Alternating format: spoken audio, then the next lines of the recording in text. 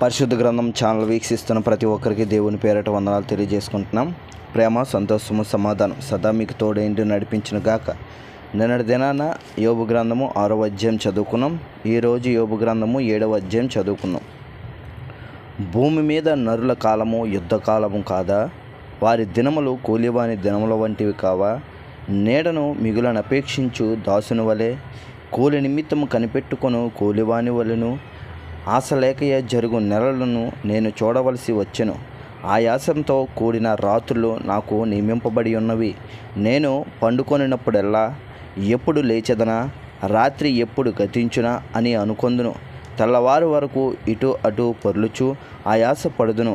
నా దేహము పురుగులతోనూ మంటి పెళ్ళాలతోనూ కప్పబడి ఉన్నది. నా చర్మము మాని మరలా పగులుచున్నది. నా దినములు నేతగాని నాడి కంటెను వాడిగా గతించుచున్నవి. నిరీక్షణ లేక అవి క్షయమైపోవచ్చున్నవి. నా జీవము వట్టి ఊపిరియే అని జ్ఞాపకము చేసుకొనును.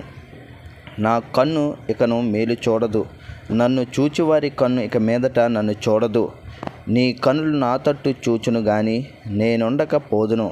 మేఘము వీడిపోయి అదృశ్యమగునట్లు పాతాళమునకు దిగిపోయిన వాడు మరి ఎప్పుడునూ రాడు. అతడిక ఎన్నడూను తన ఇంటికి రాడు. అతని స్థలము అతని మరలా నెరగదు.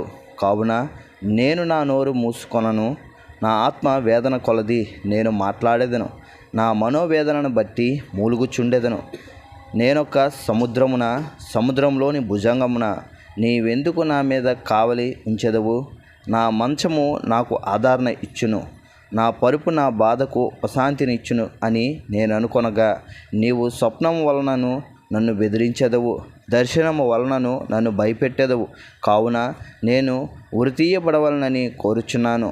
నా ఎముకలను చూచుట కంటే మరణమొందుట నాకిష్టము. అవి నాకు అసహ్యములు. నిత్యము బ్రతుకుటకు నాకిష్టము లేదు. నా దినములు ఊపిరి వలె ఉన్నవి. నా జోలికి రావద్దు. మనుషుడు ఏపాటివాడు? అతని గణపరచనేలా? అతని మీద నీవు మనస్సు నిలపనేలా? ప్రతి పగలు నీవు అతని దర్శింపనేలా? ప్రతి క్షణమున నీవు అతని శోధింపనేలా? ఎంతకాలము నీవు నన్ను చూచుట మానకుందువు? నేను గుటక వెయ్యి వరకు నన్ను విడిచిపెట్టవా? నేను పాపము చేసితనా? నరులను కనిపెట్టువాడా? నేను నీ ఎడల ఏమి చేయగలను? నాకు నేనే భారముగానున్నాను. నీవెలా గురిపెట్టితివి? నీవెలా నా అతిక్రమమును పరిహరింపవు? నా దోషము నేల క్షమింపవు? నేనిప్పుడు మంటిలో పండుకొనేదను. నీవు నన్ను జాగ్రత్తగా వెతికెదవు గాని నేను లేకపోయేదను.